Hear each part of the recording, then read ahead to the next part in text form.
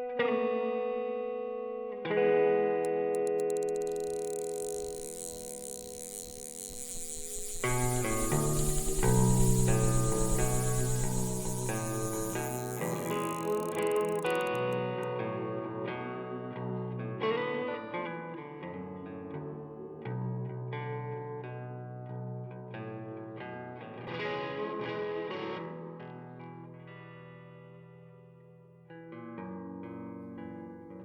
salut la gang, je suis assez content parce qu'aujourd'hui, on va parler de Mosquée. On a plein de belles affaires à faire. C'est beau le Mosquée, Raph. Toi aussi, t'es beau, Raph. Ah, ça commence. T'aimes ça le musky, je pense, Luc, toi? Ben quand même, là, j'ai un tatou de ça sur le bras, là, fait que ça doit être un... C'est un bon signe. C'est un signe, j'aime bien ça, puis on aime bien Mais ça. Mais c'est encore drôle, t'as pas de tatou de femme sur le bras, puis t'aimes ça pareil, quand même, pas pire. c'est quoi tes indices? Laisse faire. Tu vois, bon, on enregistre, on est en onde, tout le monde. On va essayer de se Yes! concentrer. Ouais, parfait. Avant qu'on se lance dans le sujet du Musky, t'as de quoi de beau? T'as de quoi de vraiment beau à nous annoncer, puis de quoi de vraiment cool? Qu'est-ce qui se passe, mon ref? C'est une grosse nouvelle pour moi, puis je pense que je vais en parler, puis je vais avoir les poils qui vont me raidir ses bras. Mais c'est dans le fond, j'ai discuté avec Éric Boulard, qui est président chez Shore/Boulard Distribution. Puis, c'est ça, après discussion, j'ai décidé de faire un gros changement dans ma carrière. Je m'en vais vivre de ma passion en acceptant un poste de vice-président chez eux. Fait que mes mandats vont être, dans le fond, le développement de l'entreprise à travers le Canada et à travers le monde. Puis le développement des nouveaux produits. Fait que c'est une job, c'est un peu une job de rêve. Il faut que je me pince là, présentement pour le réaliser. Ouais, quand tu m'as annoncé ça, je capotais bien raide. J'étais chez nous, puis je pense que j'étais aussi content que toi. J'ai dit, hey, ça se peut pas. Ah ouais, Ah non, c'est incroyable. C'est fou de dire que, non seulement tu pêches, mais aussi tu as le caudal avec les cours qui prend beaucoup de plus de place, puis ça roule dans ta vie. Puis là, en plus, ben, tu vas parler de stock de montage, puis de projet de pêche à longueur de journée. Puis Boulard avec Eric, puis Benoît Farcy qui sont un peu là-dedans, eux autres, c'est des machines à idées, là. Ça n'arrête pas les idées chez Shore, là. C'est un peu débile. Ah C'est ouais. c'est un peu fou. Fait que non, je pense qu'il y a plein de projets sur la table. On a plein d'idées. On est des personnes qui sont très, très, très travaillantes et perfectionnistes. Fait que, écoute, c'est plein de positifs présentement, là. Ouais, je peux-tu t'appeler pour te poser, des questions, genre: «Est-ce qu'il reste du verre en stock?» Puis raccrocher. Non. Ah. Ben oui, ben oui, ben oui. J'ai assez hâte de t'appeler, mais j'ai vraiment hâte qu'on développe des projets ensemble, ça va être fou raide. Puis, je pense que c'est une bonne nouvelle pour tout le monde aussi, peu importe d'avoir quelqu'un comme toi qui est très à jour, mais qui connaît le montage de mouches beaucoup, puis qui voit, tu sais, tu fais partie, tu es dans le milieu, là. Fait que s'il y a une demande, s'il y a quelque chose, tu vas être bien placé pour lever le flag, dire: «Hey, on a besoin de ça, ça pourrait être cool» ou «Ça, c'est une idée qui pourrait aider le monde de la pêche à la mouche». Donc, c'est une bonne nouvelle pour un peu tout le monde. Félicitations, man. Ben merci. Je suis très content. Cheers. Ouais, cheers à distance parce qu'aujourd'hui, j'enregistre en direct du Château La Montagne à Saint-Anne-des-Monts.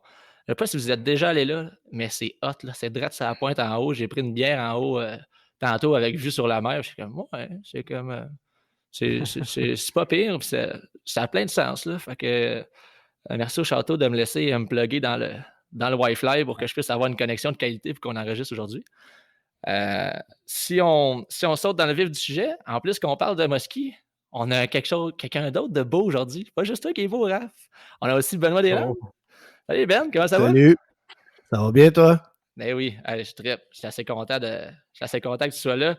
Ben, je vais t'introduire rapidement, puis après ça, on en rejasera, tu rajouteras des points. Ça fait juste 10 ans que tu es instructeur chez Codal, quand même. Quand même, Quand quand même. même, ouais, quand même important. Enseignant en microbiologie au cégep de Drummondville. Euh, Puis en plus, tu as l'enseignement dans le sang. euh, Pas juste dans les cours. Je pense que ça fait partie de ta job, c'est cool. Monteur et créateur de mouches, Ben, pour avoir eu plusieurs discussions avec toi, pour avoir vu tes mouches, euh, tu es un patenteux. Dans le sens positif, là, tu sais, tu regardes Ben, il a une idée, il nous envoie des affaires, tu as tout le temps un projet, puis là, on va faire ça de même, puis ça va marcher. C'est fou raide, puis tu as fait des belles créations d'ailleurs. Puis tu parles de Musky aujourd'hui, tu nous envoies des photos d'achigan, de carpe. Tu un pêcheur finalement, Oui, j'aime ça. penses-tu? On peut dire ça. Oui, je pense que oui. Si t'en parlais à ma blonde, je pense qu'elle dirait oui. Je pense elle dirait qu'elle aime ça pas mal. Ouais, mais tu sais, je te dis, ce qui m'a frappé quand on s'est rencontrés, parce que nous, si on s'est rencontrés, je me mémoire pas mal à cause de Codal quand j'ai commencé Mhm. à donner des cours. Puis tu sais, t'as vraiment été quelqu'un prêt à aider. Tu sais, puis c'est pas forçant pour toi. Je le sens, j'ai senti que tu étais content d'aider les gens, de partager ta passion, puis ça te faisait plaisir parce que ça t'habitait. Puis il y a des jeunes en ce moment ou des gens que je vois à qui tu as simplement tendu une perche pour les envoyer dans le milieu puis les faire triper. Ça avait l'air important pour toi de partager ton engouement pour cette passion-là. Puis ça m'a vraiment, moi, ça m'a marqué. J'étais comme, ah, il est cool, Ben. Il est nice. Il y a de quoi faire avec ça. Puis je pense que tu as dû rencontrer Raph il y a 10 ans. Hey, la première fois, moi, je m'en souviens. Je sais pas si toi, tu t'en souviens. C'est au salon à Grimby? Ouais, Ouais. le feu salon à Granby. T'as-tu connu ça, Luc? Non, ben je suis bien trop jeune, oui. Ah, c'est ça, petit jeune. Non, c'est ça, c'était au salon de pêche à la mouche à Granby qui n'existe plus malheureusement. Mais en fait, je t'ai arrêté à ton kiosque, tu étais un monteur invité de montage un monteur de mouches, évidemment. Puis c'est ça, tu montais des bombers vraiment weird. Quand on parle que tu es un créateur de mouches, là, ils montaient à l'époque, moi j'avais jamais vu ça, mais ils montaient des bombers d'à peu près 2-3 pouces de long sur des mouches tubes. Sur des tubes. Non, pas des mouches tubes, des tubes. Parce que Ben ne monte pas sur des tubes classiques, il montait sur des. Je me suis promené. Écoute, j'ai trouvé des petits tubes que je Il trouvais à a fait toutes l'hôpital, les des allées du gaines Canadian d'aiguille. Tire. Ouais, j'ai essayé pas mal de choses, là, mais des pailles que j'ai roulées. En tout cas, j'ai essayé plein de choses, mais essentiellement, c'était tout le temps des petits tubes de plastique, finalement. C'est là-dessus Ouais. que je monte mes sèches à saumon. Fait que ça a été notre premier contact, puis par la suite, on s'est ramassés chez Codal toutes les deux, à être instructeurs. Fait que ça a été le début de l'amour. Ben oui, puis j'ai aussi eu la chance de. La chance, c'est quand même. J'ai quand même ton autographe, Ben. Mais dans le fond, la chance, c'est vrai que c'était chanceux parce qu'on a été pêcher ensemble, c'était super cool. Puis je t'ai vu aller au masquinongé, puis tu m'as fait voir le masquinongé d'une autre façon où on travaillait fort des secteurs, puis ta façon d'analyser la rivière. Puis j'étais comme, ouais, je vais apprendre de ce gars-là. Il a plein de potentiel. Ça paraissait que c'était pas ta première fois que tu pêchais le masquinongé. Puis en plus, tu sais, le masquinongé, c'est déjà comme pas assez difficile. Il pêche ça en paddleboard. C'est trop facile, le masquinongé. On va prendre un paddleboard. Ça m'a marqué. Là. Puis quand on est allé, il vantait. Là. Ouais, c'était solide. C'était solide, ouais. Il vantait. Il y avait de la vague. Ça arrivait à mon Ben avec son paddle là-dedans au bout. C'est comment il veut. Il est craqué. Fait que, qu'est-ce que qu'est-ce qui t'allume chez le mettre dans le masquinongé, Ben? Qu'est-ce qui te motive à pêcher ça? Moi, ça a toujours été pour moi un poisson mythique. J'ai toujours aimé les grands prédateurs. J'ai commencé à pêcher à la mouche, puis la première chose que j'essayais de pêcher, c'était des brochets. Je me suis acheté une canne, j'avais une canne numéro 8, puis je pêchais avec des mouches trop grosses pour la canne. J'ai tué ma canne dans le temps d'un été, tellement que je l'ai cogné avec des trop grosses mouches. J'ai développé mon double haul, mon lancer double traction en faisant cette pêche-là. Puis j'ai toujours aimé ça. Puis je savais que dans la rivière où je pêchais, il y avait du masquinongé, mais je n'avais jamais vraiment vu. J'y croyais comme plus ou moins. Je me disais, tu sais, c'est un peu mythique. Puis finalement, j'en ai pris, j'en ai vu.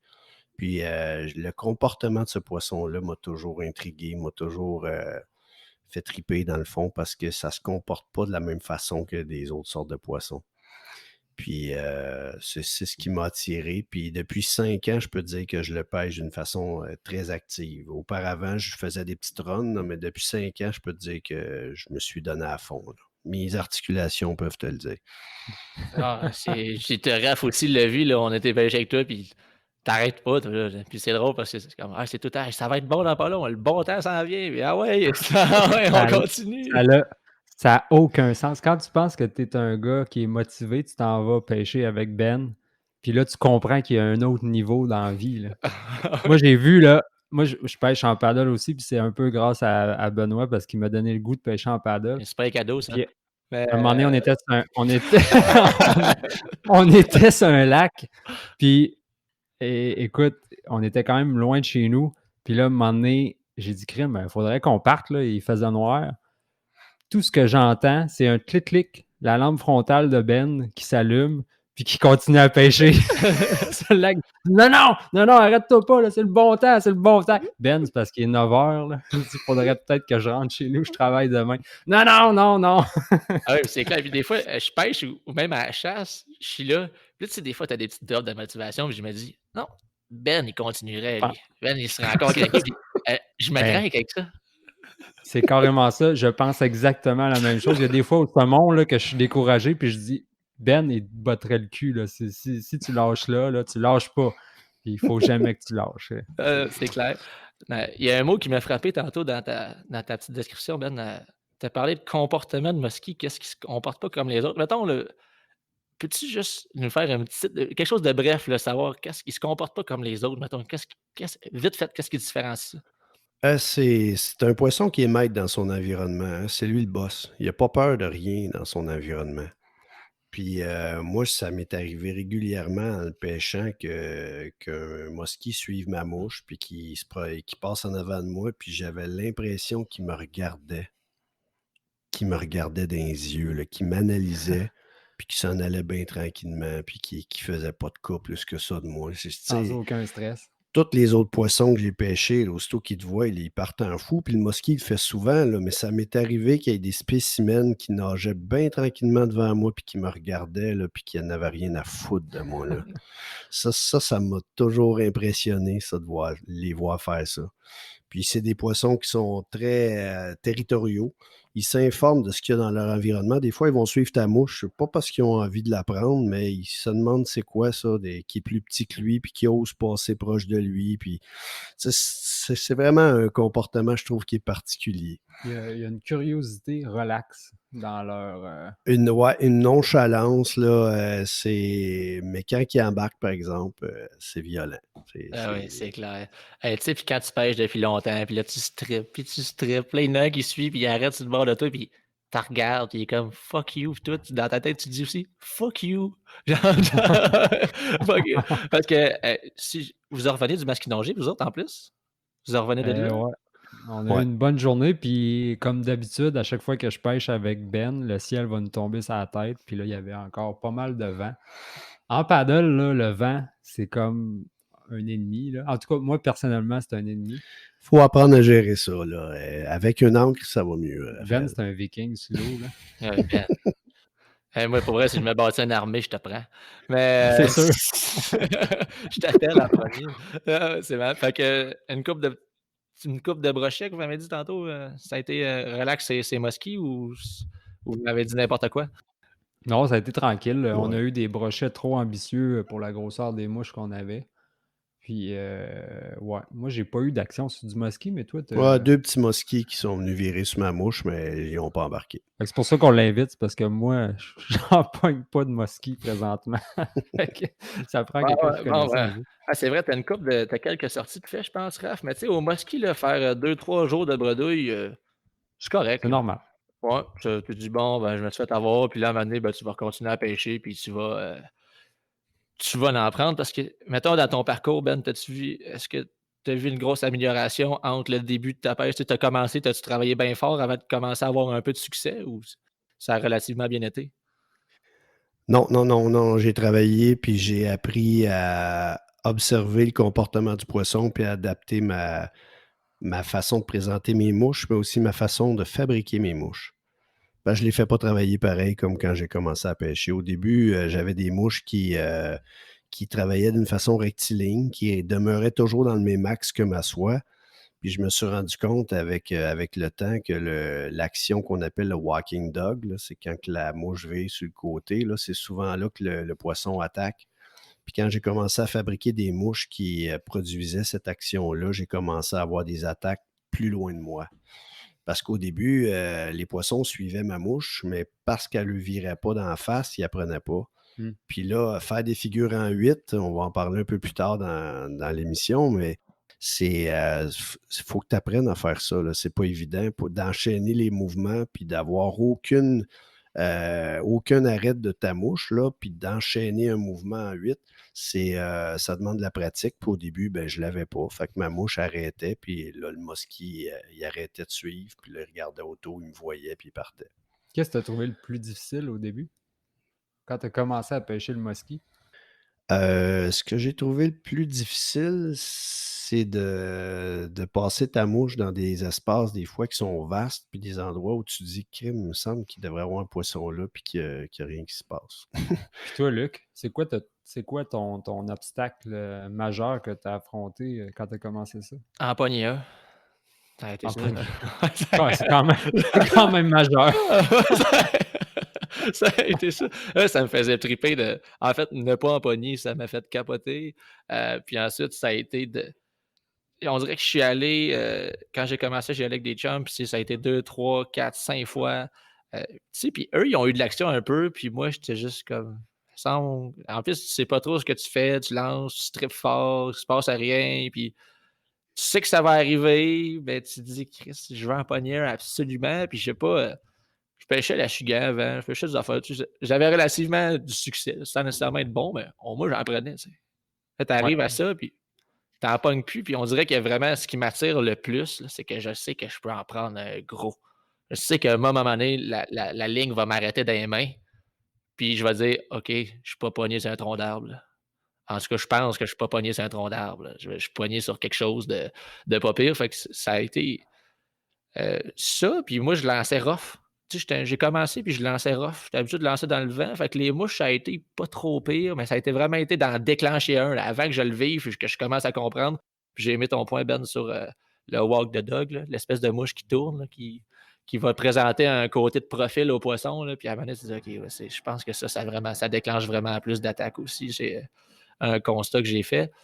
Heu, Sinon, Raph, as-tu eu le même problème un peu? Ou ça Non, ben, en fait, ne pas en prendre, ça m'a pas trop fatigué. J'ai eu du succès vite dans les années, dans v'là quelques années, là. Aussitôt dans mes premières journées de pêche à la mouche au masquinongé, j'en ai pris. Mais vraiment, la difficulté que j'ai eue, c'est m'adapter à lancer des très, très grosses mouches. Puis je pense qu'on l'année passée, quand on y était ensemble, là, à un moment donné, j'ai frappé un mur, là, puis on dirait que j'étais même plus capable de lancer tellement que j'avais peut-être pas la meilleure technique, le meilleur mouvement. J'avais pas adapté mon mouvement à ces mouches-là. Il y a vraiment un différent timing qu'il faut que tu ailles, un mouvement qui est un petit peu plus ample, faire voyager ta mouche moins en altitude qu'on discutait aujourd'hui d'ailleurs, là. Mmh.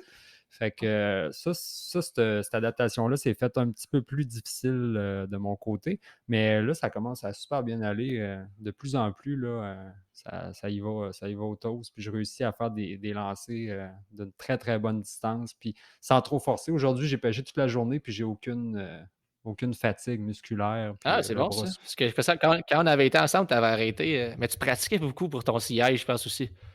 J'avais un peu peur de me blesser en plus, mais non, là, ça va super bien. Puis je pêche avec une canne numéro 11, là, fait que c'est une canne qui est quand même lourde de nature.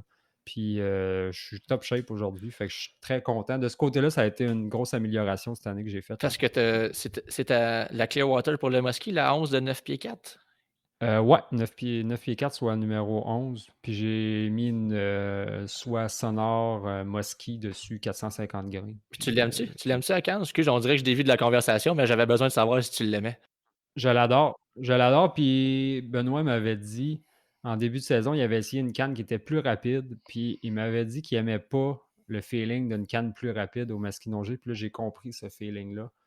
Parce que j'ai vraiment l'impression aussi, je suis d'accord avec toi, là, qu'une canne un petit peu plus molle pour lancer ce type de mouche-là, puis faire des mouvements plus amples, effectivement, je pense que Faut, c'est un point. En tout cas, pour moi, j'aime ça, là. faut que tu l'attendes. Peu importe le type de canne que tu as, faut que tu l'attendes plus que ce que tu ferais normalement parce que Tout ton système oui, soit étendu, là. Ta mouche, ton bas de ligne, puis ta soie. exactement. Puis la charge de la canne aussi, il faut la faire d'une façon progressive, puis la relâcher un petit peu plus tard que quand on a que ce qu'on fait normalement. Donc, d'avoir une canne qui est un peu plus lente, ça change pas grand-chose par rapport à une canne qui est plus rapide. Fait que, tu sais, dans le fond, moi, je suis quelqu'un qui aime beaucoup les cannes rapides habituellement, mais celle-là est un peu plus lente, puis pour pêcher le musky, ça va très bien. Il y a pas de Ah, problème. je Ouais. trouve que c'est super un bon point. Je veux juste être sûr qu'on perdra pas les gens. Tu sais, nous autres, ça va bien parler de ça. La canne, tu prends à 11, blablabla, plus lente, plus rapide, attends-la un peu. On est parti sur l'équipement, aussi bien de continuer, aussi bien de partir sur la veine d'idées. Ouais. Mettons que j'ai jamais pêché ça, le musky, moi, Ben, là, je commence, ou monsieur et madame tout le monde qui dit hey, ça a l'air cool, Ben, il y a une belle voix, j'ai envie de commencer le musky. Euh, c'est ça que les auditeurs sont tous en train de se dire ça, je le sais. Oui. Puis, qu'est-ce que donc, on parle d'équipement. Donc là, on a parlé d'une canne. Qu'est-ce que ça prend comme canne pour pêcher ça à la base? Parce qu'on lance du gros stock, là. En fait, moi, ce que je recommanderais aux gens avant de se lancer dans la pêche au musky, essaye une journée, voir si t'aimes ça. Ouais. Tu sais, si t'as une canne numéro 9, là, moi, aujourd'hui, je pêchais avec ma canne numéro 9 parce que j'ai pété ma 10 puis j'ai pété ma 11. J'en ai plus d'autres. Fait que, bon, je suis sans dessin avec ça, là, je l'assume, C'est le mais plan C. j'avais ma 9 aujourd'hui, fait que j'ai pêché avec ça, puis ça se pêche, le musky, avec une 9. Mes plus gros muskies que j'ai sortis, j'avais ma 9 dans les mains. Puis c'est pas un combat qui m'a pris 3/4 d'heure parce que j'avais une 9 au lieu d'avoir une 10 ou une 11. Là. Il y a une façon de gérer son combat pour le garder court puis sauver la vie du poisson quand même. Donc, quelqu'un qui a une canne à saumon, là, numéro 9, là, tu peux l'essayer avec ça au début. Puis si tu vois que tu aimes ce genre de pêche-là, ben, tu peux investir pour une canne numéro 10 ou 11. Parce qu'idéalement, quelqu'un qui veut le pêcher d'une façon active, une canne numéro 10 ou numéro 11, c'est plus d'à propos pour lancer des grosses mouches qu'une canne numéro 9. T'sais, on ne se comptera pas d'histoire, là. C'est des grosses mouches, puis c'est du gros stuff, là. Fait que une canne qui est plus musclée, ça va t'aider à t'économiser tes articulations et ton corps. Pour ceux qui commencent, là, une grosse mouche, Ben, là, c'est quoi? Non, mais une grosse mouche, ça peut être relatif pour bien du Oui, monde. c'est très relatif. Moi, quand je parle de lancer des grosses mouches, je parle de lancer des mouches de 12, 14, 15 pouces, là. C'est ça. Puis mettons, là, pour le masquinongé, là, pourquoi qu'on lance des mouches aussi grosses? Ça sert à quoi de lancer ça? C'est parce que dans son mode d'alimentation, le masquinongé, souvent, il aime mieux adopter la stratégie de se taper un gros lunch puis de passer une coupe de temps sans en manger d'autres que de chasser beaucoup de petites proies. C'est pas toujours vrai, ça dépend du plan d'eau, ça dépend de la nourriture principale qu'il y a dans le plan d'eau, mais c'est dans le comportement du masquinongé d'apprécier des proies qui sont assez volumineuses. Moi, j'ai vu un masquinongé qui courroyait après un autre petit masquinongé, puis c'était un petit masquinongé qui faisait quand même 24 pouces, là, à peu près. Là. Fait que, tu sais, c'est une bonne bouchée pareil, là, veux pas. Fait que, s'ils ont ça dans leur comportement. OK. Fait que la canne, ça serait plus pour lancer la grosse mouche ou est-ce qu'on a besoin d'une canne puissante pour le combat aussi? C'est pas un poisson qui va te donner un combat comme un saumon ou des choses comme ça. Ça va donner des bons coups de tête.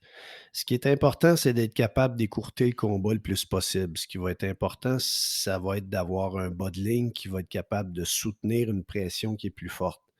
C'est sûr qu'une canne qui est plus grosse, ça va te donner un bras de levier qui est plus puissant. Donc, si le poisson donne un gros coup de tête ou donne un gros coup de queue, ça va être plus facile de le stopper efficacement avec une canne qui est plus grosse et plus forte qu'une canne qui est plus légère.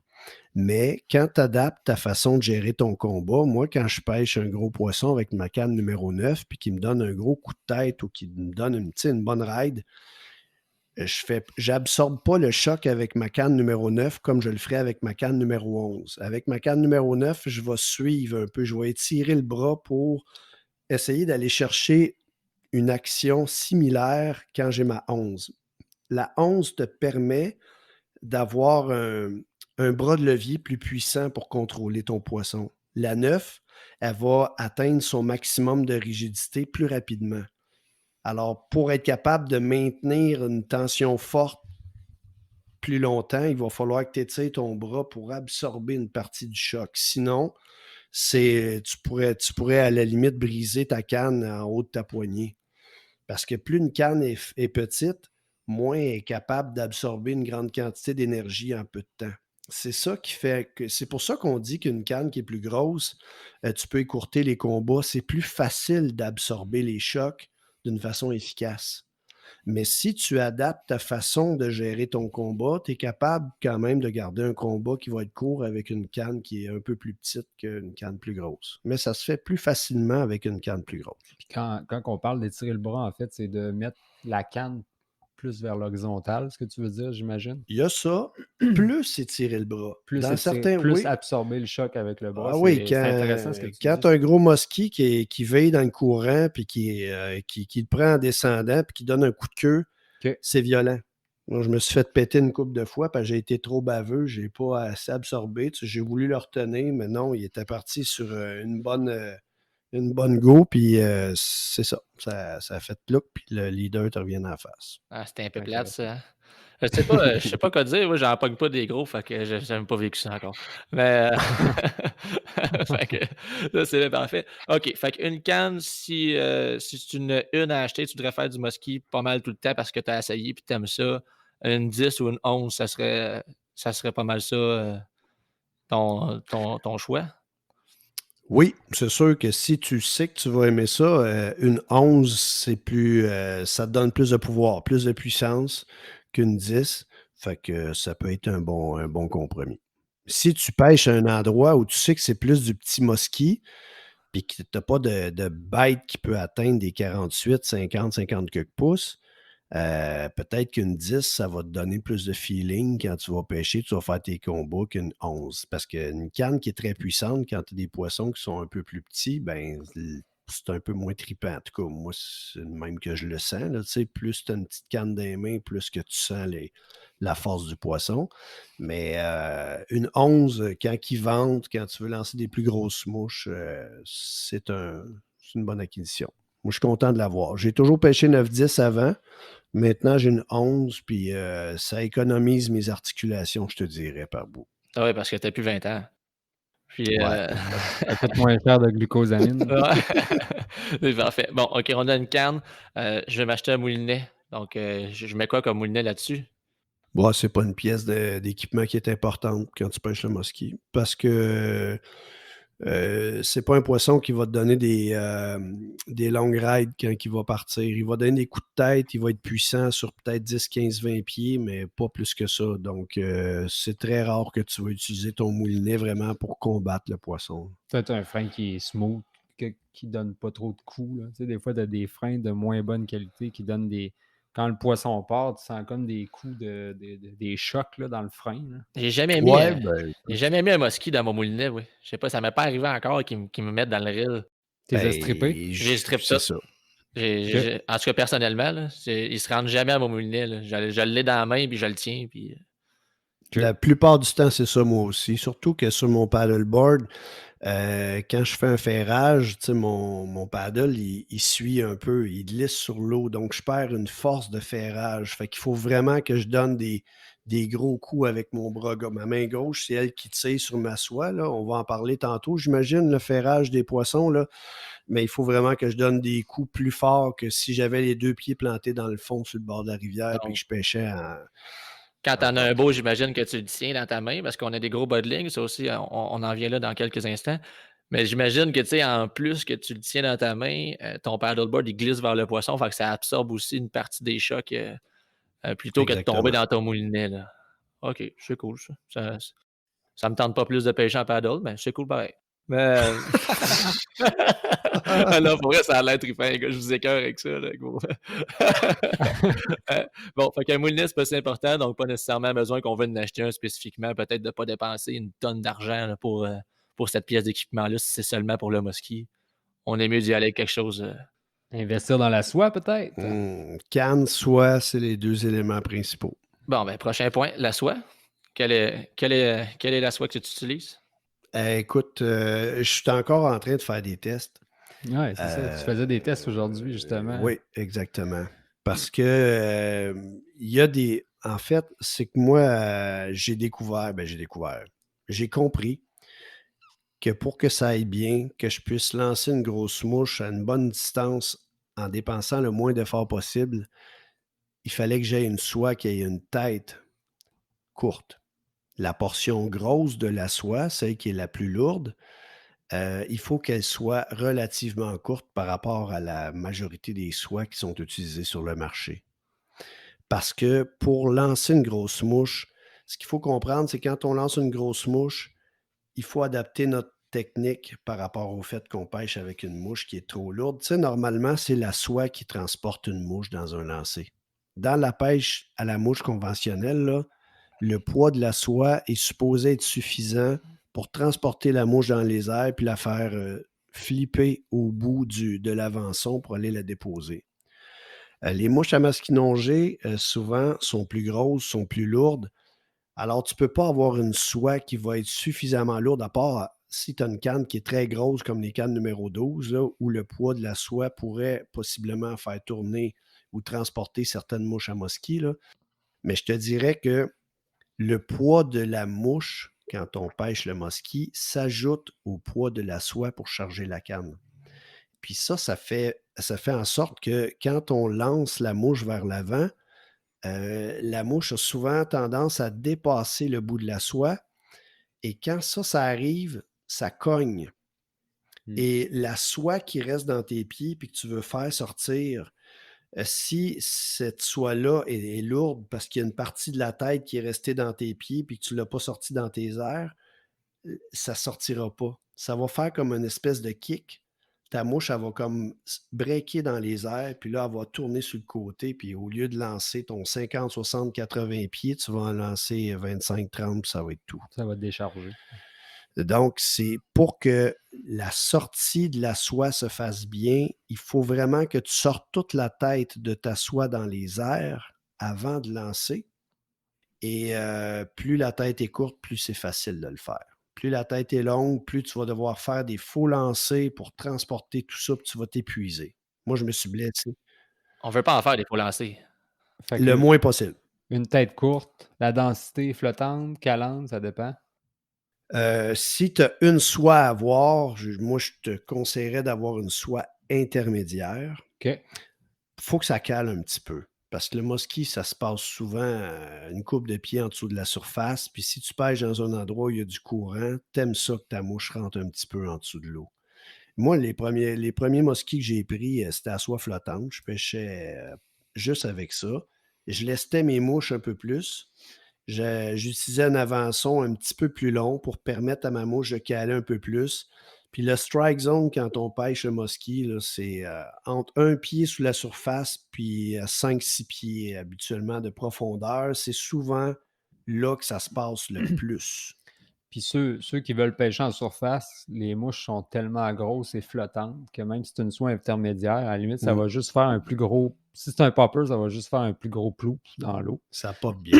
C'est mon observation que j'en ai faite aujourd'hui. En fait, là, on pêchait avec une soie qui était très calante, puis j'avais un leurre de surface, mais ça faisait juste un plus gros bruit dans l'eau quand je popais. Là. Ouais, et le popper plonge plus profondément. Ouais, fait que je pense pas que ce soit une barrure là, à ce niveau-là.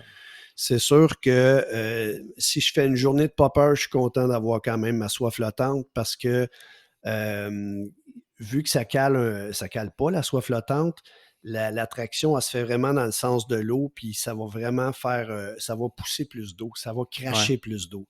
OK. Alors que quand tu as une soie qui plonge un petit peu, ben là, ton popper, il va faire un beau son, mais il va plonger un peu plus profond, puis il va cracher un petit peu moins d'eau. Fait que si je sais que je veux faire du popper, je suis content d'avoir une soie flottante.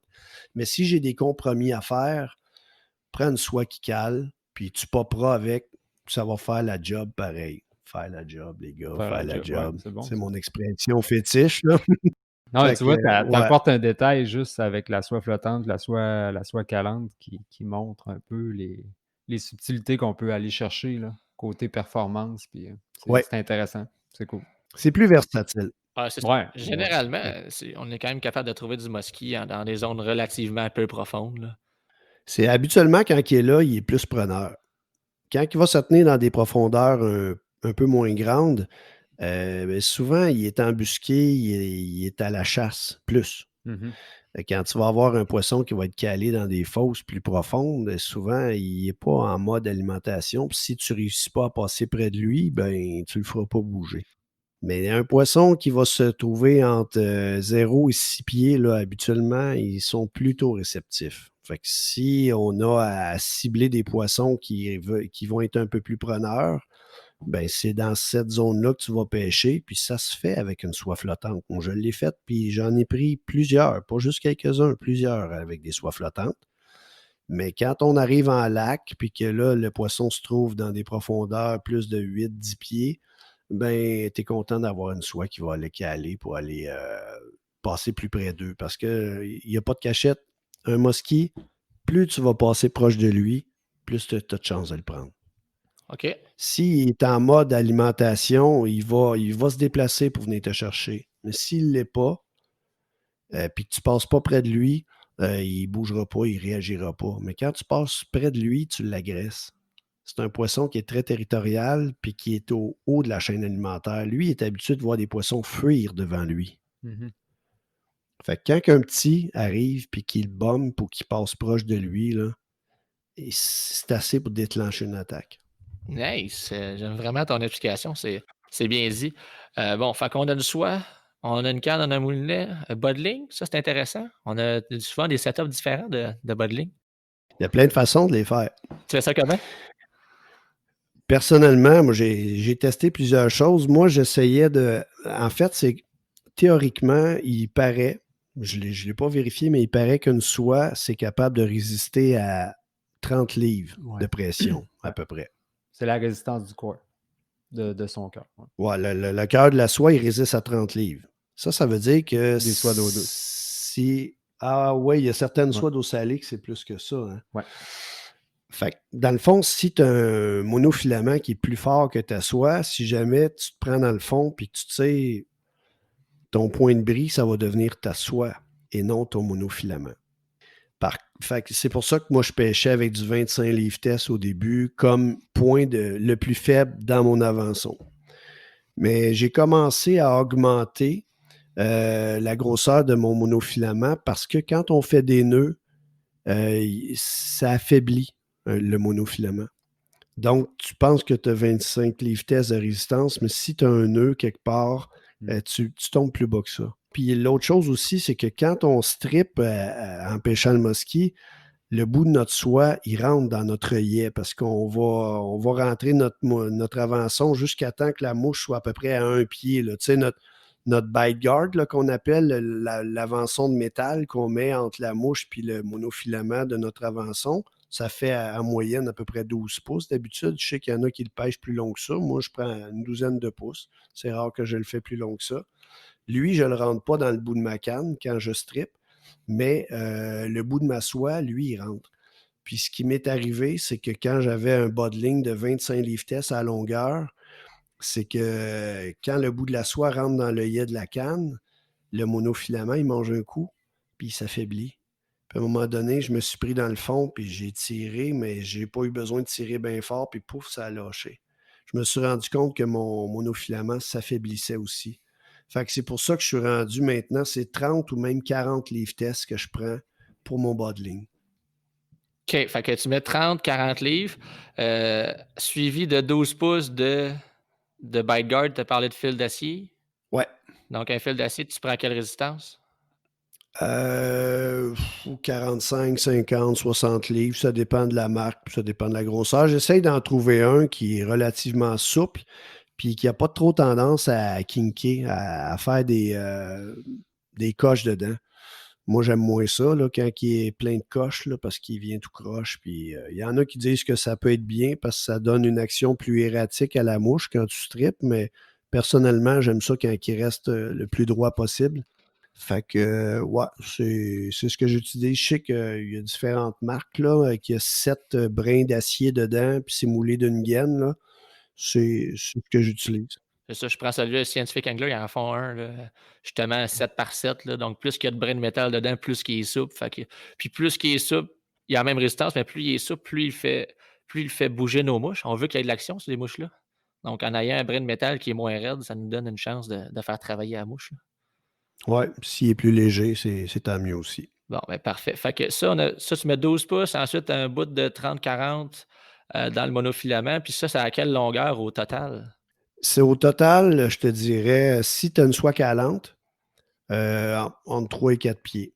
OK. Puis là, une soie calante, ça veut dire peut-être 4 pouces secondes en montant. Ou même l'intermédiaire, c'est OK. moins que ça, je pense, mais même l'intermédiaire, je le mets court, très Cool. court. Parce que tu vas avoir du contrôle sur ta mouche. De toute façon, parce qu'on lance puis on strip proche de nous, là. Donc, avoir un bas de ligne plus court, ça nous permet de ramener la mouche jusqu'à nous puis pas de l'avoir trop dans la canne quand elle est proche de l'embarcation. Il y a moins de chances que ça fasse un arc vers la surface aussi, puis tu es certain que ta mouche est à la même profondeur que ta soie aussi. Mmh. Fait que ça, c'est un autre avantage de pêcher avec des bas de ligne courts puis des soies calantes. Puis vu que c'est des grosses mouches, c'est plus difficile à tourner au bout, d'avoir un avançon qui est plus court, c'est plus facile, pour ta soie quand elle arrive au bout de Ben oui, faire basculer ta mouche vraiment. au bout. Ah, une super explication. Donc, je prends ma canne, je prends mon moulinet, je prends mon bas de ligne, puis je me dis, je m'en vais me pogner un musky. Donc, je me trouve un plan d'eau qui en a. Ça serait déjà une bonne idée. Trouve un plan d'eau avec du musky. Je t'arrête, Luc. On a oublié les soies flottantes, là. Quelqu'un qui pêche avec une soie flottante, rallongez votre bas de ligne un petit peu. Ça va laisser une chance à votre mouche de caler un petit peu plus dans l'eau. Fait Ouais, que, c'est le pour une soie contraire. flottante, là, moi, je mettais du 7, des fois 7-8 pieds. Cool. Fait que, bon, ben, c'est ça. Fait que tu prends ton kit, tu t'en vas pêcher, trouves un plan d'eau qui a du musky. Je rentre sur un plan d'eau, je veux pogner du musky nongé. Je recherche quoi comme environnement? De quel type de plan d'eau tu me parles? Parce que c'est pas tous les types de plans d'eau que tu vas rechercher les mêmes structures. OK, ben, je m'en vais en rivière. Parfait, une rivière. Si tu es dans une rivière, les points chauds dans une rivière, ça va être souvent à la fin d'un rapide ou le début d'un autre. OK. Où est-ce qu'il y a des accélérations, dans le fond? Les têtes de fosse ou les OK. queues de fosse. Ça va être vraiment des hotspots. Tu vas toujours avoir du poisson là. Une zone où il y a un peu de courant pareil, là. Oui, oh oui, ça n'a pas peur de ça. Le musky n'a pas peur du courant. Même que quand l'eau est chaude l'été, là, que si tu les cherches, ça va être dans le bouillon blanc, Ah ouais, hein? C'est bon? carré. Wow. OK, c'est bon à savoir ça. Fait que là, le musky, il se tient là en rivière, il se tient là comme zone parce qu'il est bien. Il chasse dans ce territoire-là. Fait que si tu cherches du courant, puis ensuite de ça, y a-tu d'autres éléments que tu peux additionner à cette espèce de courant-là dans tes têtes de fosse ou c'est de. Toute structure, étranglement. Quand tu as un étranglement dans une rivière, c'est toujours un point d'embuscade qui va être prisé par le mosquit. Une roche au milieu d'une fosse. Autour de ça, c'est toujours des choses à fouiller. Des troncs d'arbres morts couchés.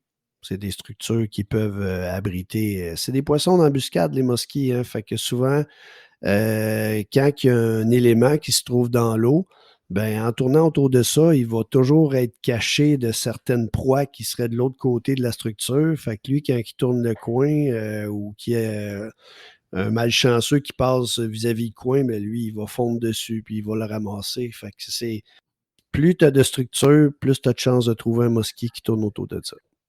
OK, fait que la structure, ça soit soit des roches, soit des arbres. Est-ce qu'une structure, ça peut être aussi des algues, genre du foin, des affaires de même? Ça compte-tu dans.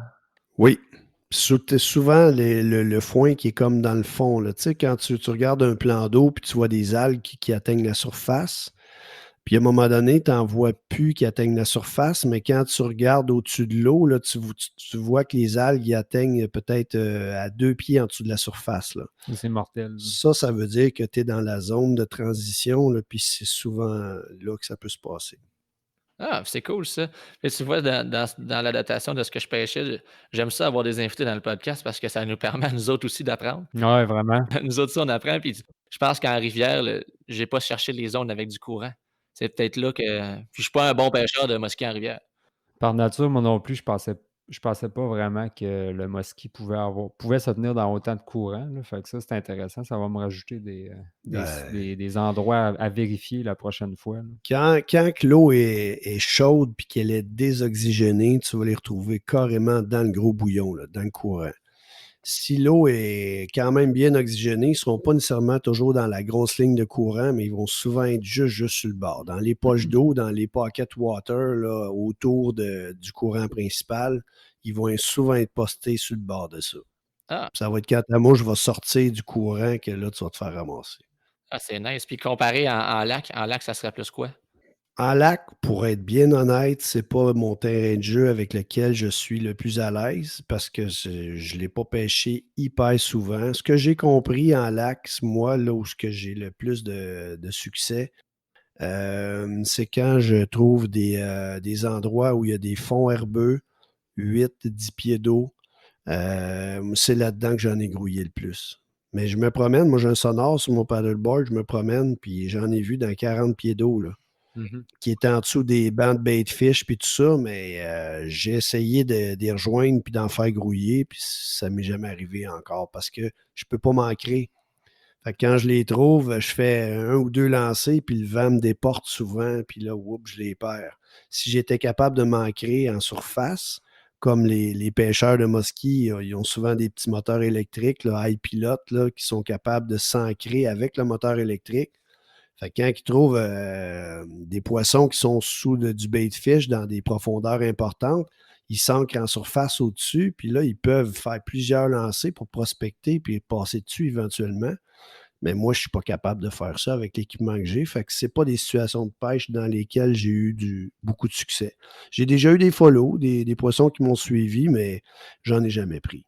Ah, cool. Mais c'est vraiment plus dans des zones, comme je te dis, des fonds herbeux ou quand tu sais qu'il y a ce qu'on appelle des drops, là, des cassures, Mm. des changements de profondeur abrupts. Souvent, dans le bord de ça, c'est là qu'ils vont se tenir. Ça, j'ai peut-être, au niveau d'un lac, j'ai pas tant d'expérience au Mosquissa, mais j'ai appris en lac. Puis tu as mentionné un peu, j'ouvre la bathymétrie d'un lac, ce que je recherche, une zone profonde suivie de soit une cassure, donc profond à moins profond, ou encore une espèce de fosse dans mon lac qui va ensuite mener à un plateau peu profond où est-ce qu'il va y avoir des herbiers. Donc ça, ces zones-là, c'est souvent là que les poissons à poste tiennent. Donc de la manière que mon cerveau l'analysait, c'est que le mosquit peut se tenir plus au fond où il se sent un peu bien. Puis quand il va être en période d'alimentation, mais il va se déplacer vers la zone un peu moins profonde pour chasser. Puis c'est un peu là, moi, que j'essaye de trouver de l'embuscade. Au même titre où je travaillais beaucoup des herbiers. Tu as dit 8 à 10 pieds tantôt. J'aime vraiment ce que tu as dit parce que c'est pas mal tout là que je faisais mes pêches. Là. Dans ces herbiers-là, puis des mouches qui passent au-dessus. Puis tu regardes là, comment que ton herbier est fait. Là. S'il y a des zones où l'herbier, ça rentre, ou, tu le vois que l'herbier n'est pas nécessairement carré. Là. Il y a une place où le mosquit peut s'embusquer puis que les poissons vont passer là. Ils sont quasiment tout le temps là. Là. Ça, ou encore, si dans mon lac, il y a des entrées de rivière, euh, on a une rivière qui rentre, qui va venir un peu de courant, qui va diriger le courant vers là, diriger encore les nutriments, le poisson à pas, puis là, ben, tu fais 1+1, là, tu dis, le poisson à pas se tient là. Et ça, je mentionnais 3 fois de suite le mot poisson à pas. Si tu arrives à une place, tu dis, ouais, il y a donc bien des ménés ici. Ouais, ton cerveau, il pourrait peut-être se dire que ça va attirer le reste de la patente. Là. Tu sais, au bout de la ligne, là, c'est drôle parce que un lac, c'est souvent une très, très large rivière. Tu sais, il y a du courant dans un lac aussi, là. Ouais, moins, mais il y en a. Effectivement. Fait que, tu sais, là, on peut probablement rechercher des structures similaires aux rivières, mais à plus grande échelle. À des points d'entrée, c'est Ben définitif ouais. que c'est à prospecter, ça c'est clair. Ah, c'est nice. Fait que ça, puis à part de ça, là, je m'en vais pêcher. Y a-tu des temps propices? C'est-tu bon toute la journée, ça, le muskinongé, ou si je veux me donner le maximum de chance? Poser la question à Benoît, hein? Moi, mon temps préféré, ça a toujours été sur l'heure du souper, ce qu'on appelle la passe du soir, là, vers la fin de journée. Là, moi, c'est le moment. Il y a toujours des spécimens qui vont grouiller en fin de journée. C'est très rare que quand je suis dans un endroit où je sais où il y en a, c'est rare que dans une soirée, je vais avoir 0-0. Là. Ça arrive, là, c'est sûr que ça arrive. Le mosquit, ça grouille pas tout le temps, mais c'est souvent là, moi, que j'en grouille le plus. Le matin, très tôt, j'en ai déjà grouillé, mais je ne pêche pas souvent le matin. Je suis paresseux, je ne me lève pas. Moi, je me garde mon énergie pour le soir. Puis dans la journée, il y a des périodes de la phase lunaire qu'on appelle les majeurs et les mineurs. C'est des moments de la journée où il semblerait que, en tout cas, il n'y a pas d'études qui le démontrent d'une façon scientifique et vraiment appuyée, prouvée, là. Mais les pêcheurs de mosquits à qui j'ai parlé, eux autres, ils se fient beaucoup sur ces moments-là de la journée qui sont des périodes d'alimentation plus actives pour le mosquit. Beaucoup de saumoniers aussi. Ouais, Donc, effectivement. Moi, j'ai cru le remarquer, mais je peux pas dire que Je ne jure que par ça. Moi, de toute façon, quand je rentre puis je pêche, moi, je tapoche toute la journée et c'est à peine si j'arrête de manger ma sandwich pour continuer. Fait que, s'il y a une mineure puis une majeure, même si je sais pas à quelle heure qu'elle Tu est, vas pêcher je vais pareil. pêcher pareil.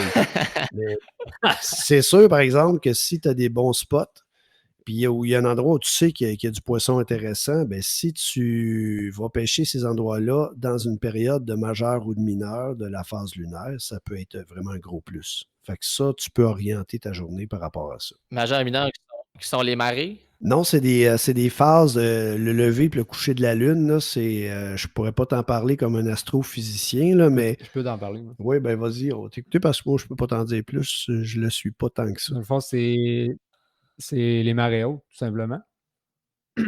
Fait que les marées hautes, c'est 1 heure avant, puis 1 heure après, ça, c'est une période majeure. OK, c'est le temps Ouais, après. OK. c'est ça la majeure. Ouais. Puis la mineure, c'est la marée basse. La mineure, il faudrait vérifier, mais je pense qu'il y a des marées qui sont moins importantes dans une journée. Puis ça, c'est la mineure. C'est une marée haute, mais qui est moins importante. Puis des fois, la fenêtre est plus courte aussi, si je ne me trompe pas, Ça le se peut. temps. Là. Ouais. Bon, fait que là, si vous nous écoutez, là, vous voyez bien qu'on a besoin d'un peu d'assistance. Fait qu'achetez-vous un kit, allez à la pêche, allez-y à maudit, puis revenez-nous avec la réponse. Ouais. Revenez-nous avec ça, on a besoin de votre aide là-dessus, puis il va tout le temps avoir toutes sortes de mentalités. Puis, mais bon, fait que le soir, le matin, de mon côté, moi, c'est le matin, mais j'ai plus pêché le matin. C'était plus mon temps. Là. Je me levais le matin, puis après, je faisais ma journée. Je faisais plus un 3-4 heures de matin. Donc, j'imagine qu'étant donné que je pêchais beaucoup le matin, mais j'ai eu plus de succès le matin. Peut-être que. Mais je sais que, mettons, le lever du soleil, l'heure qui la suit ont été plus payantes que le reste de mon matin. Là. Fait que ça, je sais que, mettons, si tu es pour pêcher le matin, tu dis ah, je me lève-tu un peu plus tard? Je suis persuadé que se lever pour le lever du soleil, ça vaut la peine. Des fois, l'été, c'est de bonheur en crise, mais ça vaut la peine. Bon, fait que, à part de ça, si on fait les bases un peu de comment le pêcher, on a glissé un peu de tous ces mots-là.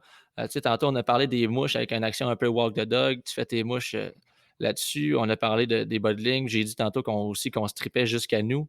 Donc, comment est-ce qu'on le pêche? Je pense que c'est une pêche qui a beaucoup de couverture d'eau. Là. Ouais, si tu veux être efficace, il faut que tu couvres le plus d'eau possible. Puis moi, ma façon de le faire, c'est que je regarde un peu la structure que je veux fouiller.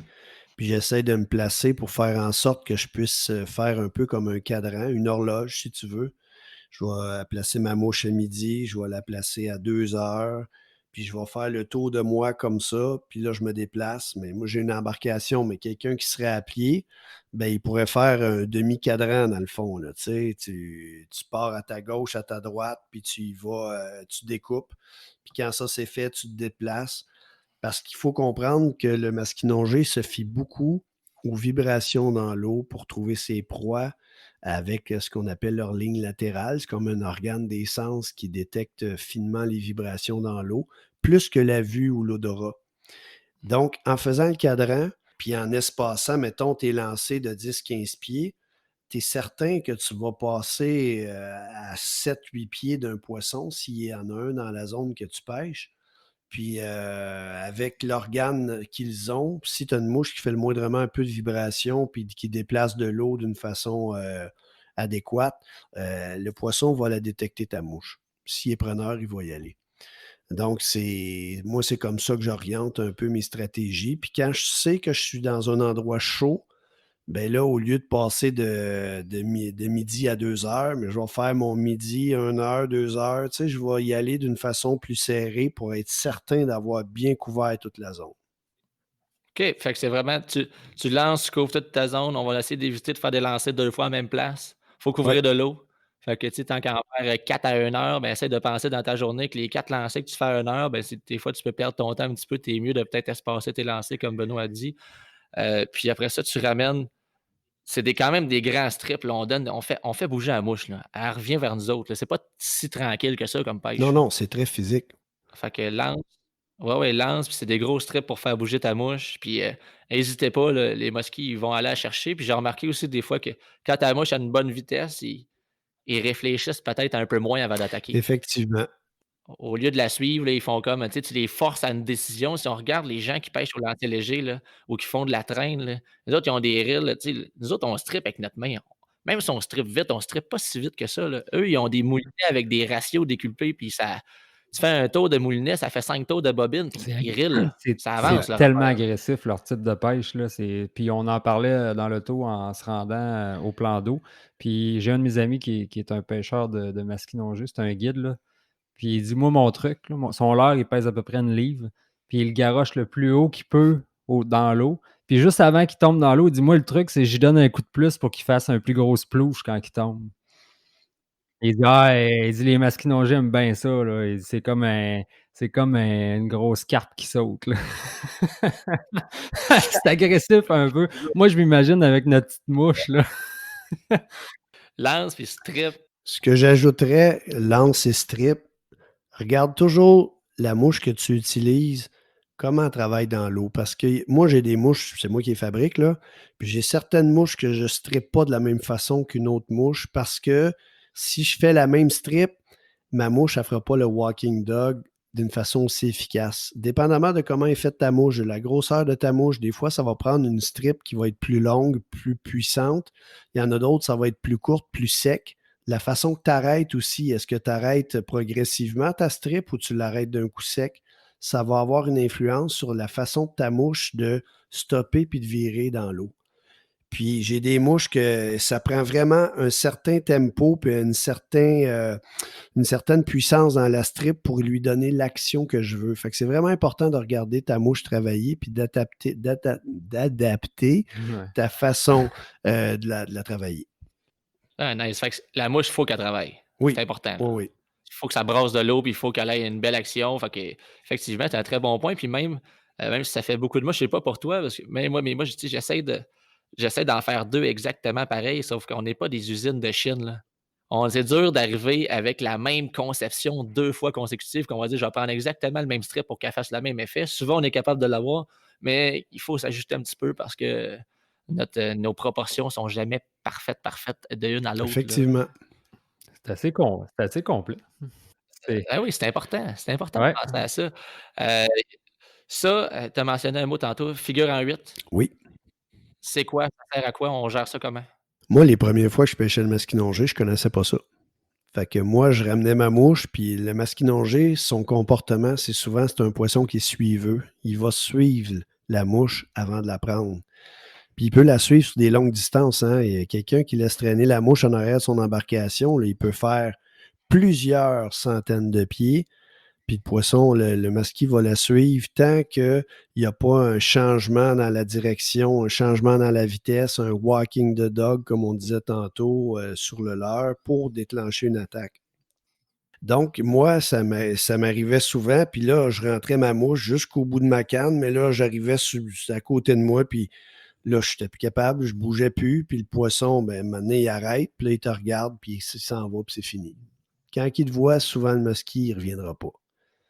Donc, la figure en 8, c'est de faire en sorte que quand ta mouche est rendue près du bout de ta canne, tu ne laisses pas ta mouche tomber immobile. Il faut tout de suite que tu amorces un mouvement avec le sillon de ta canne dans l'eau pour faire c'est comme si tu prenais le bout de ta canne puis tu faisais le chiffre 8 dans l'eau en faisant circuler ta mouche.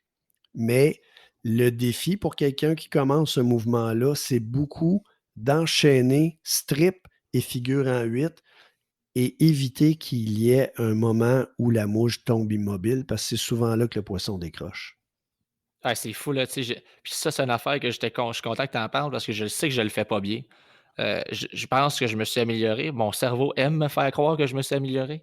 Je sais pas si enfin, j'en ai pas pris en 8, là. Puis là, depuis que, tu sais, j'en avais parlé avec toi, puis tu m'avais vraiment dit: «Faut pas qu'elle meure». Aussitôt que ta mouche, elle arrête d'avancer, là, tu viens de perdre son intérêt, là. Solide, tu le vois, là, il te décroche, il tente plus pantoute. Fait que là, je m'étais mis à vraiment timer un strip, commencer avec mon sillon, puis faire mon 8. Puis là, je les ai pas pris, mais au moins, là, j'ai réussi à les accrocher dans le 8, là. Tu sais, qu'ils Mmh. continuent de suivre, là. Puis là, il reste le bout à les faire mordre, là, mais au moins, je dis OK, fait que c'est vraiment ça la différence. Puis c'est dur d'être assidu toute la journée à faire ça. Effectivement, souvent, moi, ça m'est déjà arrivé d'être négligent, de pas le faire. Puis, tu sais, je pêchais dans un bateau avec un pêcheur de mosquée qui était au lancer léger. Il m'avait embarqué, il m'a vu sur ma planche, puis on était tous les deux tout seuls sur le lac. Puis il disait, hey, ça te tente d'embarquer avec moi? Fait que j'ai ancré mon paddleboard au milieu du lac. J'ai embarqué sur son bateau, puis j'ai pêché avec lui. Puis il y avait un sonore. Fait que des fois, il voyait monter mosquée. Puis 2 fois, il m'a dit, hey, il y en a un qui suivait. J'ai enlevé ma mouche, puis j'ai pas fait ma figure en 8 parce Tu que. l'avais pas vu?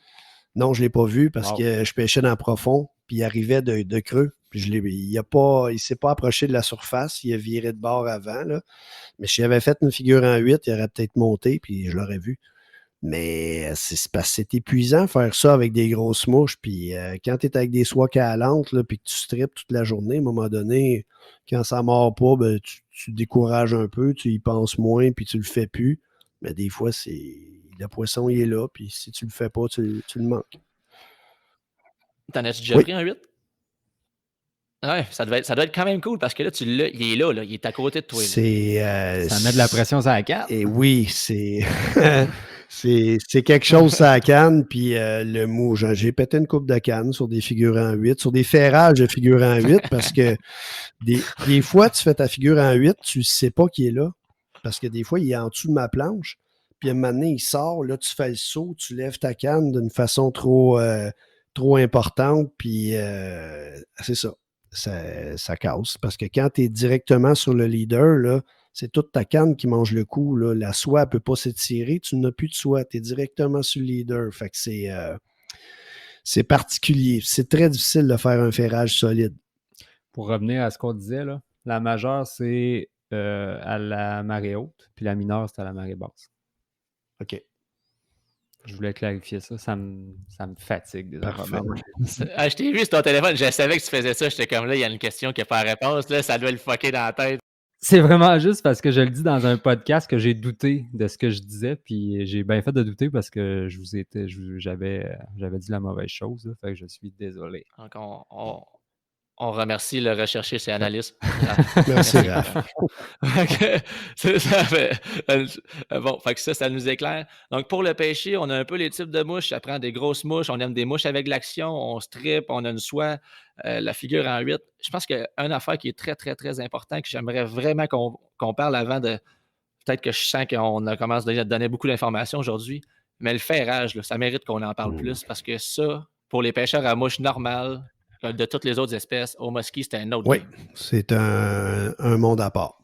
Fait que ça, tu fais ça, ben, tu l'as dit tantôt un peu, mais mettons que tu t'as affairé un muskie. Là. Ben, il faut comprendre que c'est un poisson qui a la gueule dure.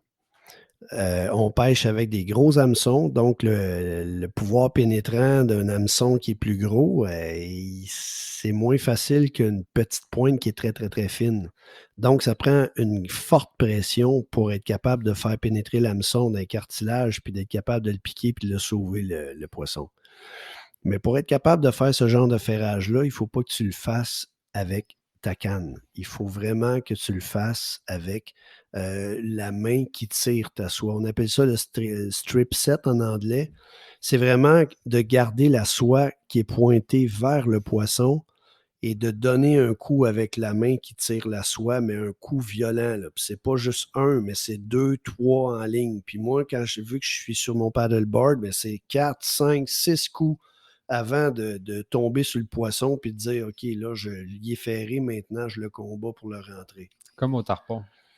Ouais, je sais que dans le sud, c'est comme ça. Puis d'ailleurs, ça m'a aidé parce que je suis allé dans le sud là, l'hiver passé, puis j'ai pêché bonefish, tarpon, puis le snook. Ouais. Puis j'ai fait un strip set. Le guide, il a vu que j'étais capable de faire ça parce que j'ai pris un petit tarpon puis je l'ai ferré comme si c'était un mosquit de 45 pouces. Fait que il a rentré au toast pas mal. Mais c'est quelque chose qu'il faut développer. Au début, on n'a pas le réflexe, on lève la canne. Puis ce que ça fait, dans le fond, c'est que ça pique un peu le début de l'hameçon dans la gueule du poisson, mais l'ardillon, il n'est pas assez rentré creux. Puis le mosquit, quand la face il approche de la surface, il a tendance à sortir la tête puis à se la secouer, puis c'est tout le temps là que moi, je les perds tout le temps là. Donc, c'est vraiment important que quand on va ferrer, c'est de garder la canne pointée vers le poisson puis de tirer avec notre main gauche très fortement. Ah, c'est bon ça. Puis tu vois, j'avais pêché au musky, puis j'avais pratiqué ça, puis tu trouves ça drôle de te parler de ton sud parce que j'étais allé au snook au Mexique. Puis là, justement, il m'avait dit strip set, puis le premier qui a mordu, après ça, il m'a regardé en voulant dire. D'habitude, il avait dit aux gens de faire effort, mais moi, j'arrivais du musky, mais quand il m'a dit de faire effort, là, j'ai ferré musky 50 pouces moi, avec, là, sur un snook de 12 pouces. Là. Après ça, le guide, il m'a regardé, il fait comme, OK, calme-toi. Là. C'était pas ça. Là, tu sais. Moi, j'étais comme, ben, tu m'as dit de faire effort. Ouais, ben, pour la majorité des gens, faire effort, c'était pas la même définition qu'un gars de musky avait de varger comme si sa vie en dépendait. Mais soyez pas doux. C'est pas le temps d'être doux. Puis ça va marcher. Puis je pense que le musky, des fois, c'est un fight, ça fait pas super longtemps, mais c'est comme ta force contre sa force. Puis c'est l'accomplissement d'avoir réussi, c'est la quête d'avoir fait tous ces efforts-là. Puis quand ça arrive qu'on réussit à le prendre, on se dit ah, c'est cool. Il y a quelque chose qui vient nous chercher et qui nous motive à continuer. C'est un bon rush d'adrénaline. Ouais, c'est un bon Gardez rush. confiance surtout. Ouais. Lâchez jamais. Soyez confiants. Puis Puis, d'ailleurs, je me souviens quand les premières fois que j'ai vu Benoît lancer, les premières fois que je t'ai vu lancer, je me dis voyons, il lance donc bien bizarre. Je trouvais qu'il y avait une drôle de technique de lancer. Puis finalement, ben, on lance tout un peu comme Ben. Parce que Ben, sa technique de lancer pour lancer des grosses mouches, ça va bien. On ne perd pas beaucoup d'énergie. Tu vois que tu as passé du temps à analyser ça. D'ailleurs, c'est cette année que tu as donné la première clinique chez Codal, lancer des grosses Ouais. mouches. Puis ça avait bien été. Oui, ça a bien été. Je te dirais que dans les clients que j'ai eus, il y en a un avec qui j'ai pu travailler pour le lancer des grosses mouches parce que les deux autres, ils n'avaient pas tout à fait leur lancer double traction. Et ça prend absolument ça. Pour penser lancer des grosses mouches, ça prend le lancer double traction. Et il faut faire quelques petites modifications dans ce lancer-là pour être capable de s'adapter puis de lancer des grosses mouches sans trop s'endommager les articulations, puis perdre d'énergie, puis se fatiguer. je pense que ça peut être vraiment une bonne formation à suivre pour ceux qui s'intéressent à ça, puis même ceux qui le pêchent déjà. Puis si ça vous intéresse, là, faites juste nous écrire votre intérêt face à cette clinique-là. Puis quand on va ouvrir les dates, on communiquera avec vous pour vous dire quelle date que la formation allait avec. Ouais, puis Ben qui est vraiment capable de. Tu sais, ça fait une différence à la journée, ça fait une différence ses lancers, puis tu sais, ça fait faire la différence entre aimer ou ne pas aimer la pêche au masquinongé, de savoir comment bien lancer des grosses mouches sans se défoncer le corps. Ouais. Puis, c'est vraiment quelque chose qui peut changer la game, non seulement puis changer le taux de succès, parce que plus que tu lances, mettons que vous dépensez moins d'énergie. Mon cerveau pense tout le temps de même. Si je dépense moins d'énergie en lançant, ben, je vais peut-être pêcher une demi-heure de plus aujourd'hui, 1 heure de plus. Puis à un moment donné, je vais peut-être couvrir plus d'eau. Donc, plus que tu couvres d'eau, plus que tu lances, en veux pas, à un moment donné, 1 + 1 + 1 va faire en sorte que vous allez avoir plus de succès. Tu sais, le masquinongé, il appelle ça le poisson 10 000 lancers. C'est pas pour rien. Ça prend beaucoup de lancers pour éventuellement rencontrer un poisson puis le faire mordre. Ben, dis-toi bien que quand tu fais 3-4 faux lancers avant de déposer ta mouche, ben, c'est du temps puis c'est de l'énergie de perdu. Puis le temps que ta mouche est dans les airs à se promener pour être capable de la déposer, elle n'est pas dans l'eau puis elle ne peut pas attirer du poisson. Fait que moi, la technique que j'enseigne, c'est que tu fais un faux lancer puis tu es capable d'aller chercher ta distance. Alors que si tu regardes la majorité des gens qui pêchent les grosses mouches, là, c'est 2, 3, 4, 5 faux lancers avant de déposer leur mouche. Fait qu'ils dépensent beaucoup d'énergie puis ils perdent du temps. Ils couvrent moins d'eau, comme tu as bien expliqué. Moi, c'est 2 ou 3. Puis quand j'étais avec Ben, mais il faisait la même affaire que moi avec un faux lancer. J'étais comme, ouais, il faudrait peut-être que j'apprenne à faire ça. Ça me tente de faire ça. Y a-tu quelque chose que tu aimerais ajouter, Ben? Tu penses-tu qu'on fait un bon briefing du musky? Je pense que oui, mais ce que j'aimerais ajouter, ce serait que le masquinongé, dans un plan d'eau, il est au haut de la chaîne alimentaire. Puis dans une chaîne alimentaire, ce qui est au haut de la chaîne alimentaire, c'est l'espèce où il y a le moins grand nombre d'individus dans un écosystème. Donc, dans un plan d'eau où il y a du masquinongé, de toutes les espèces de poissons qu'il va y avoir là, c'est le masquinongé qui est le moins nombreux. Ça serait important que les gens comprennent que le masquinongé, même si tu es dans un endroit où ça mord bien puis qu'il semble y en avoir beaucoup, c'est le poisson qui est le plus rare dans le plan d'eau. C'est important de respecter la ressource, de respecter le poisson, d'apprendre à bien le manipuler, de le remettre à l'eau le plus rapidement possible, de prendre des photos d'une façon, d'avoir son setup de photos prêt avant de sortir le poisson de l'eau, puis d'être très efficace là-dedans. Et surtout, ce sur quoi les gens, souvent, ils insistent pas assez, c'est important de prendre le temps de bien réanimer le poisson avant de le lâcher. Un poisson qui donne un combat intense, il accumule l'acide lactique dans ses muscles, il est en dette d'oxygène. Puis un poisson, quand tu le relâches, s'il n'est pas bien réoxygéné, il ne sera pas capable de se maintenir en position pour continuer à se réoxygéner. Vous puis moi, là, pour respirer, on n'a pas besoin d'être debout. On peut se coucher à terre ou sur le côté, puis on va respirer pareil. Un poisson, pour être capable de s'oxygéner puis de respirer, il a besoin d'être droit dans l'eau, puis il doit être capable de nager pour faire rentrer de l'eau dans sa gueule puis faire sortir ça par ses branchies. Fait que si tu lâches ton poisson puis tu ne l'as pas bien réanimé avant de le laisser aller, il ne sera pas capable de se maintenir en position pour continuer à se réoxygéner puis à récupérer par la suite. Puis des fois, on peut penser qu'on a fait une belle remise à l'eau, mais une demi-heure après, le poisson est viré sur le dos puis il descend au gré du courant puis il meurt. Ça, c'est vraiment important de respecter la ressource puis de penser qu'un masquinongé qui a 45 pouces, là, ça peut avoir 15-20 ans, dépendamment du plan d'eau, ce que tu l'as pris, là.